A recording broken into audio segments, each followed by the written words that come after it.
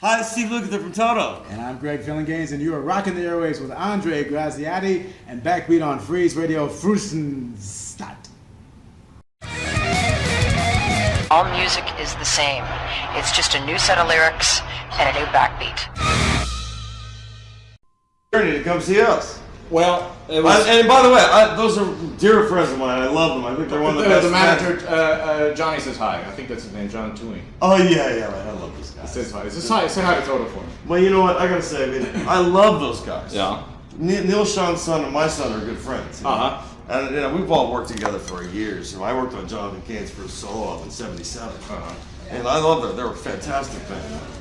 Great guys. People are always trying to go, you're recording. It's like, fuck that. Why can't we all just groove? That's right. We're recording? Yeah, it's recording now. We're different people. We're jam together, man. We do. That's cool. I played with all these guys at one point. I know. You're just. I love them. I got a question. All I'm going to say is I'm a huge fan, Yeah. and I'm so happy that they're coming over to Europe and kicking ass for them, and they're doing really, really well, and God bless them. Couldn't happen to a nicer bunch of talented guys. True. One of these now? Yeah. Can I offer you a drink? I haven't had a chance to find a screw yet. Go ahead. Sure. Why not? I figured I was going to give them to you tomorrow. Just opens up the throat, man. You know what I mean? I know what you mean. So I know we have some limited time, but I really do appreciate you taking the time to come. I was trying to get here for 7, it just didn't pan out. It really ticked me off. Hey, man. Hi. How you doing? Simon. Yes. What's your name, Simon, too? No. Oh. How you going, man? So you just came from Karlsruhe, huh? Yes, seriously. Ah. Let's do it. Lay it on with me, Ross man. Lay it Valory. on us. All right, so Steve, listen, guys, thanks for taking time out. I know this is difficult. No, it's Oh, not. it's not like we have. It's not like we have a show to do. No, not at all. We're fine. What was the first guitar you ever owned, and do you still own it? I do. You do? My parents turned it into a lamp. It was a K acoustic guitar. I have it in my son's room. It says, after I grew out of it, Yeah. I left it at my parents' house. It was just really like cheap, heinously put together guitar. And they turned it into a lamp. It says Steve 1964 because that's when I started playing. Because of the Beatles. Cool. So it's in my son's room now. Yeah. Well, Gave him a good mojo. Yeah, he plays his ass off, so it's good. well, pass it on. No, that's what I was trying to say. There's probably hundreds, if not thousands, of different. Wait a second. Did they get breaks? Is this good? Well, I don't know. It's from Virgin Records, so Richard Oh, Ratz wow. is responsible for that one. Oh, you know what? They were kind to us. They didn't. Well, this is old, but they were. It was good. Well, they didn't fucking kill us. They usually beat the shit out of us, and I'm so afraid to read anything about our band. They suck. 30 years, and we suck. How come we suck that bad? How come we're still here 30 years later? You suck slowly. Spoken by Lee Sklar, legendary bass player. Legendary. The devil's advocate over here. No, go ahead, man. All right. There's thousands of, probably hundreds of thousands of guitars in the market. What would you prefer? I'm a a music. handmade, like a specifically made for you guitar, or one right off the rack? Well, my guitars, the Music Man guitars, are the same ones you get off the rack. They're not customized at all. I love them. But I have a lot of vintage guitars as well, but they're just like, you don't take a $500,000 Saunders Les Paul 59 Burst on the road, you know? Mm-hmm. But it's great to have some old guitars. I use the guitars that I play on stage. You can buy off the rack, and they're exactly the same. So you're gonna do like I got them all. You're gonna do like I got hundreds of them. Eventually sell some. Only if I have to. If you got too many. My son is like hanging. He's got his eye on that 59 Les Paul. He goes, Dad. He goes, Dad. You gotta lay that one on to me when I go. It'll be worth $1 million by the time I go. Mm-hmm. Well, you've done loads of session music with other people. What's the appeal of doing session work? Wow. Well, at the time, the appeal. Well, first of all, Well, I mean, how do you say no to some of the greatest musicians ever on the It's- planet? You don't really need an incentive. It's like, oh, Paul McCartney called, Miles Davis called, Quincy Jones called, Elton John called. Jesus, Phil Collins. Basically, what it boils down to is Al you get Caps. Al Caps, DSL Caps, man.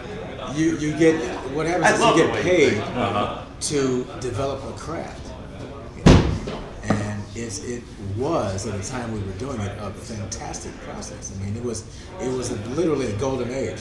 Well, it absolutely pisses me off to no end that session musicians get slagged off as like soulless chumps that just read a bunch of dots, which is not what any of us are. I mean, often we're given a palette with no paint on it. Like we have to create what is not there and expect it to do it immediately in any style of music.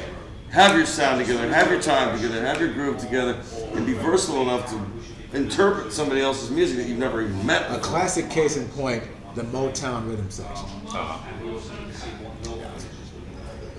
I rest my case. See, the Wrecking Crew from the 60s that played on every record that came out. I mean, and all like Lee, I mean, you had 10 years on us, man. I mean, all the records that you made with James and were classics that, people So one of the things you do is you walk into a session and there may be all the notes are there, but what you're doing is you're bringing your personality to those notes. Those notes are just indicators, but you could play that part exactly. And if there's a half a dozen bass players that I could name that if we all sat and read the same part, it would sound different. With each guy's interpretation. But that's also a non-reading blues musician. Yeah. You stick 10 guys in a row, plugged with a Stratocaster, same guitar, same amp, turns the same levels, and they say doo doo bad way.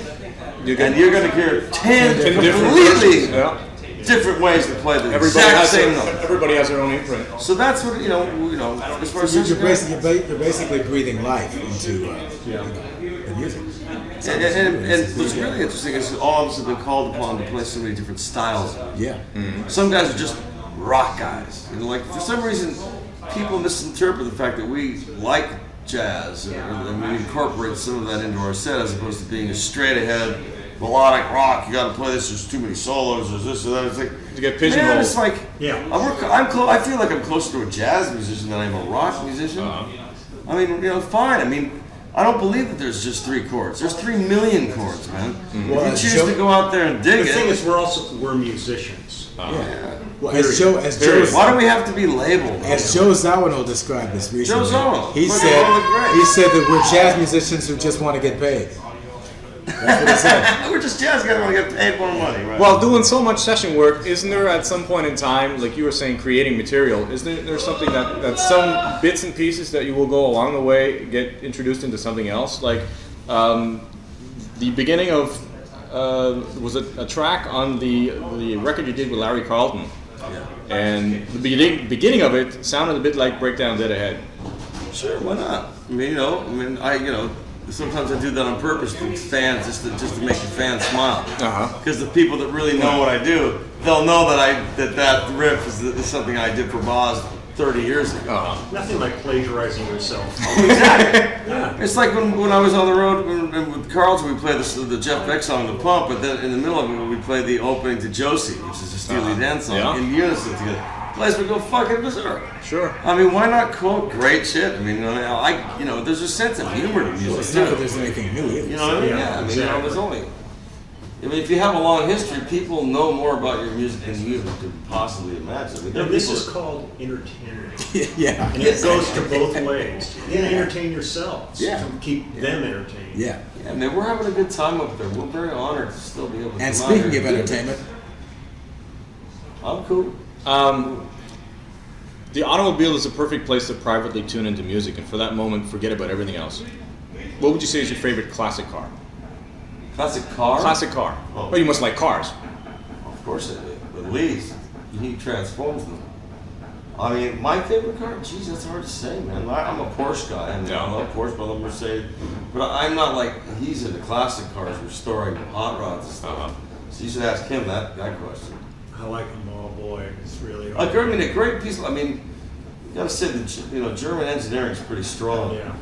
They go for speed. Comfort is, I don't know. Well, I don't know. I'm very comfortable Yeah. with the cars. I've never had a problem with German. I've owned them all: BMWs, Mercedes, Porsche. That's pretty much a German guy. Did have an Italian car, I had a Ferrari once when I was 25 years old, as one would do if you got any cash when you're 25 years old. Fucking thing was cool, but it broke down every fucking day. An Italian car is just known for having to be repaired. Italians make the food. Don't make, All right. So what Make the food, and Germans make the cars. what kind of music would you guys listen to in the car if you're driving around? Anything good? I listen to That's pretty general. No, because there's good and bad everything. I mean, Yeah. gospel, classical, jazz, opera. You know. I'm a big fan of the early Miles Davis. Well, actually not early. I would say like the cool jazz era, like 59 through 63. I mean, Four More and all those records. Depends on what the mood I is. just love the way it feels to drive the car like that. And then sometimes I put on Steely. I love Steely Dan. I'm sorry. I mean, I just love the way that it's good driving music. Yeah. And it reminds me a lot of our youth. I mean, we sort of patterned our band off of wanting to be like those guys, even though our affiliations were there because of Jeff DeCaro and you've done their records, and I just think that they've made some of the finest music I ever. just listen to talk radio to keep my anger level. Well, I do that too. I love to listen to political stuff on the radio, even though if I don't agree with it, and it does have a tendency to piss you off because it's usually right wing, hate liberals, rah rah rah stuff. It's just interesting. But, I like classical music myself for driving. I mean, I'm also a classic rock fan, man. I mean, give me a little Jimmy, give me a little Pink Floyd, and I'm rocking. I'm really cool with that. That'll get your foot pedal going. Just guys, anybody that can really play. I'm really off the computerized, fix everything, band. So when you guys record, record analog or digital? We do both, but. I mean, these days the technology is great, but people use the technology as an excuse for a lack of talent, and there's a problem there. We still sit in a room and play. Yeah. 5, 6 guys in a room until we get a take. Yeah, if you make a mistake, you can go back and fix the one mistake. But that's been going on since I started. Yeah. But it's not an excuse for a lack of talent. All right. Well, man, I don't want to listen, fuck you guys. over, man. You came all the way out here, man.